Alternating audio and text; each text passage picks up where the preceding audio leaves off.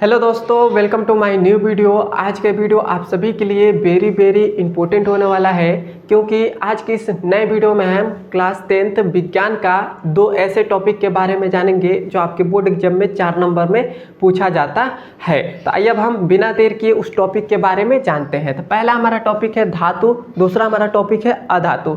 धातु तथा अधातु आपके बोर्ड एग्जाम में इसका परिभाषा भी पूछता है और इसका भौतिक गुण भी पूछता है कि इसका भौतिक गुण क्या होता है, और आपके बोर्ड एग्जाम में ये 4 नंबर में पूछा जाता है। तो सबसे पहले तो हम समझेंगे कि धातु किसे कहते हैं। धातु किसे कहते हैं तो ये समझेंगे कि धातु जो होता है ना, वह एक ऐसा पदार्थ होता है जो ठोस भी होता है, चमकीला भी होता है और आघातवर्धनीयता भी होता है, तन्यता भी होता है और ध्वनि भी उत्पन्न करता है। उसी को हम क्या कहते हैं, धातु कहते हैं। मतलब धातु का मतलब होता है कि वो ठोस होता है, मतलब वो कठोर होता है। उसको हम यदि हाथ से ऐसे दाबें तो वह दबता नहीं है, तो उसको कहते हैं धातु। और वह क्या होता है, चमकीला। जैसे सोना जो है, वो सोना क्या है, एक धातु है। तो सोना क्या होता है, चमकता है, तो वह चमकीला भी होता है धातु। उसके बाद हमारे पास क्या है, तन्यता।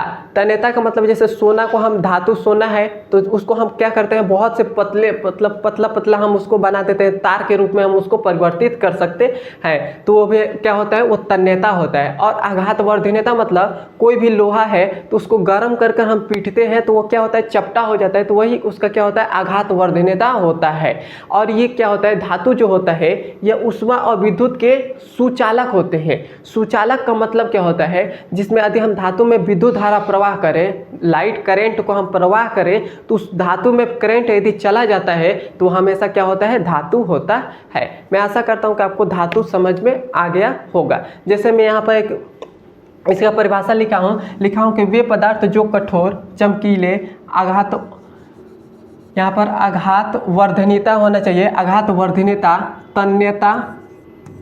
तन्यता, ध्वनि और ऊष्मा तथा विद्युत के सुचालक होते हैं, धातु कहलाते हैं। मतलब जो धातु होते हैं वो विद्युत के सुचालक। सुचालक का मतलब होता है कि धातु में यदि है, मान लेते हैं कि ये धातु है, मान ले रहे हैं कि ये धातु है, इसमें जब हम करंट को प्रवाह करेंगे तो इसमें करंट जब जाने लगेगा तो हम कह देंगे कि यह क्या है, धातु है। मैं आशा करता हूँ कि आपको धातु समझ में आ गया होगा। जैसे यहाँ पर लिखा है आयरन, कॉपर, एल्युमिनियम ETC, मतलब और भी धातु हो सकते हैं। क्लियर है। अब हम समझेंगे कि अधातु किसे कहते हैं। तो अधातु का मतलब होता है इसी का जस्ट अपोजिट। मतलब अधातु में कठोरता भी नहीं होती है, अधातु जो होता है उसमें कठोरता भी नहीं होती है, उसमें चमक भी नहीं होती है, और इसमें आघातवर्धनीयता भी नहीं होती है, और ये इसमें विद्युत धारा प्रवाह भी नहीं होता है। मतलब जिसमें जैसे कोयला है, कोयला ज़्यादा चमकदार भी नहीं होता है, उसमें आघातवर्धनीयता, कोयला को यदि हम पीट कर चादर के रूप में परिवर्तित करें तो वो टूट जाता है, और उसको चाहे कोयला को हम पतले तार के रूप में परिवर्तित करें तो वो पतले तार के रूप में परिवर्तित नहीं होगा, तो उसी को कहते हैं अधातु। मैंने यहाँ पर लिखा है वे पदार्थ जो कठोर, चमकीला, आघातवर्धनीयता, यहाँ पर आना चाहिए आघातवर्धनीयता, तन्यता, ध्वनि ना हो एवं ऊष्मा तथा विद्युत के कुचालक हो, अधातु कहते हैं। कुचालक यहाँ पर आया है, कुचालक का मतलब कोई इसमें विद्युत धारा प्रवाह करे तो इसमें विद्युत धारा ना जाए, उसी को कहते हैं कुचालक। तो आशा करता हूँ कि धातु भी समझ में आ गया होगा। जैसे कोयला है, सल्फर है, आदि बहुत सारे यहाँ पर मैंने लिखा है, फास्फोरस है आदि। तो आपको समझ में आ गया होगा कि धातु किसे कहते हैं, अधातु किसे कहते हैं। आपको मतलब ऐसे कोई पूछ दे कि धातु किसे कहते हैं, तो आप बस ये कह सकते हैं कि जिसमें चमक होती है और जिसमें विद्युत धारा प्रवाह हो जाए उसे धातु कहते हैं। और कोई पूछ दे कि अधातु किसे कहते हैं, तो आप कहिएगा कि जिसमें चमक नहीं होती है और जिसमें विद्युत धारा प्रवाह नहीं होता है उसे हम अधातु कहते हैं। मैं आशा करता हूँ कि आपको दोनों समझ में आ गया होगा। अब हम चलते हैं इसके आगे हमारे पास है धातु के भौतिक गुण। मतलब इसके भौतिक गुण क्या है ये हम समझते हैं। तो भौतिक गुण का मतलब क्या होता है, धातु के भौतिक गुण का मतलब उसके कोई भी, मतलब जैसे धातु है तो धातु को हम पीट कर हम क्या कर दे रहे हैं, पीट कर हम उसके चादर के रूप में परिवर्तित भी कर रहे हैं, तभी भी वो क्या हो रहा है, वो धातु ही रह रहा है। और इसका मतलब जैसे मान लेते हैं, आपको क्या एक एग्जाम्पल दूँ, जैसे दूध से हम दही बना लेते हैं, क्या करते हैं, दूध से दही बना लेते हैं, तो वो क्या हो जाएगा, उसका रासायनिक गुण हो रहा है, ये रासायनिक गुण, मतलब दूध से दही बन गया है तो उसका क्या हो रहा है, वो अलग, दही एक अलग पदार्थ बन गया है और दूध एक अलग पदार्थ है। तो हम जब दूध से दही बना लेते हैं, ये अलग पदार्थ है, इसको हम कहते हैं रासायनिक गुण। अब भौतिक गुण मतलब जो हम उसको बदल नहीं सकते हैं, जो बदल नहीं सकते हैं उसको, मतलब जैसे धातु है तो वो हमेशा धातु ही रहेगा, उसको आप कैसे भी मोड़ लीजिए या उसको चादर के रूप में परिवर्तित कर लीजिए, पतले तार के रूप में परिवर्तित कर लीजिए, लेकिन वो कहलाएगा क्या ही, धातु ही कहलाएगा। तो वही भौतिक गुण होता है। तो देखिए मैंने पहले लिखा है, जितने भी धातु होते हैं उनकी सतह चमकदार होती है, जैसे सोना, चांदी, लोहा, मतलब ये जो होते हैं, और यहाँ पर ETC,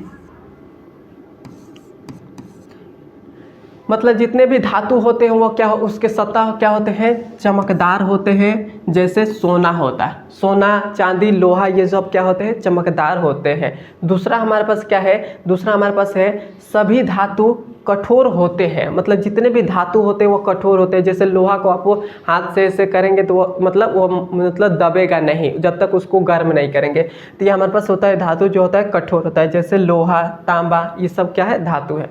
उसके बाद क्या है हमारे पास, सभी धात्विक तत्व इलेक्ट्रॉन, यहाँ पर इलेक्ट्रॉन दाता होते हैं, जैसे Na, सोडियम, Mg, मैग्नीशियम। जैसे मैं बात करूँ Na का हमारे पास परमाणु क्रमांक कितना होता है, तो 11 होता है, 11 होता है। इसको जब हम इसमें रखें, मतलब इसका संयोजन करें, तो हमारे पास ये क्या हो जाएगा, 2 और 8 हो जाएगा और 1 हो जाएगा, 2, 8 और 1 आएगा। तो ये हमारे पास जो 1 हमारे पास आ रहा है, ये क्या करेगा, किसी को कोई भी और भी तत्व जो होंगे उसको यदि दे देगा तो वही क्यों कहते हैं, दाता कहते हैं। तो हम ये हमारे पास Na+ लगता है, मतलब धातु पर सोडियम पर Na जो हमारे पास है उस पर एक प्लस चार्ज रहता है।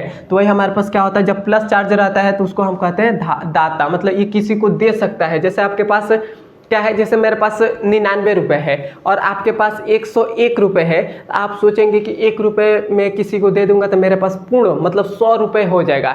तो आप क्या करेंगे, अब मैं चाहता हूं कि मेरे पास 1 रुपये मिल जाए कि मेरा भी पूर्ण हो जाए, मतलब मेरा भी 100 रुपये हो जाए। तो आपसे मैं 1 रुपये ले लूँगा तो आप क्या हो जाएंगे, आप दाता हो जाएंगे, और मैंने जो लिया है वो क्या हो जाएगा, ग्राही हो जाएगा। मतलब मैंने जो लिया है वो कर्जा लिया है, तो मेरे आप पर एक प्लस चार्ज रहेगा, मेरे पर एक माइनस चार्ज रहेगा। तो वही हमारे पास Na पर प्लस रहता है, क्योंकि यह एक किसी को दे सकता है, उसीलिए हमारे पास ये रहता है। और हमारे पास जो हमारे पास Na अधिकतम, जो हमारे पास 72 कोष में अधिकतम जो संख्या होनी चाहिए वो 8 होनी चाहिए। तो यह 8, मतलब ये जो हमारे पास 2, 8 है, ये मतलब ये पूर्ण हो जा रहा है, तो उसी को हम कहते हैं, मतलब ये हमारे पास 2, 8, 8 ऐसे मतलब रहता है।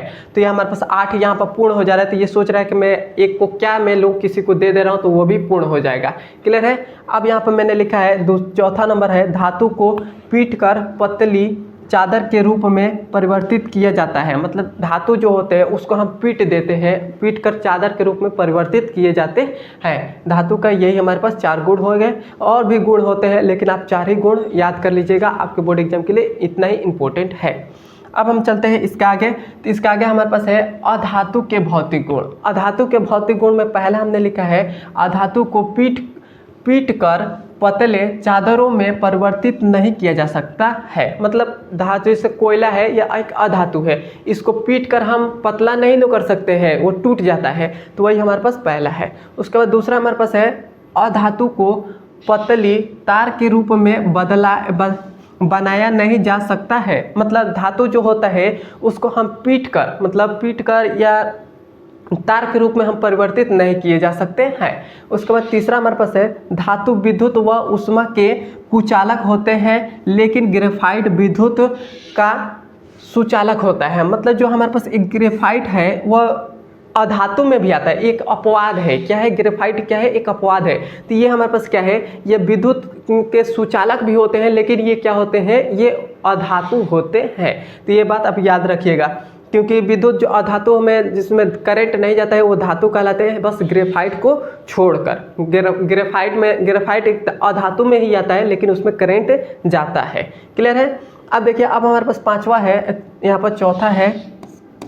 चौथा हमारे पास है, अधातु तत्व इलेक्ट्रॉनों को ग्रहण करते हैं। मतलब अधातु जो है वो तत्व को, जैसे तत्व है उसको ग्रहण करते हैं। जैसे मैंने आपको अभी एक एग्जाम्पल दिया था, जैसे क्या है, मैंने आपको एक एग्जांपल दिया था, जैसे आपके पास 101 रुपये है, मेरे पास 99 रुपये है, तो मैं आपसे एक ले रहा हूँ, तो मैं क्या हो जाऊँगा, एक मैं ग्राही हो जाऊँगा, मतलब मैं एक ग्रहण कर रहा हूँ, तो मैं अधातु हो जाऊँगा, आप धातु हो जाएंगे।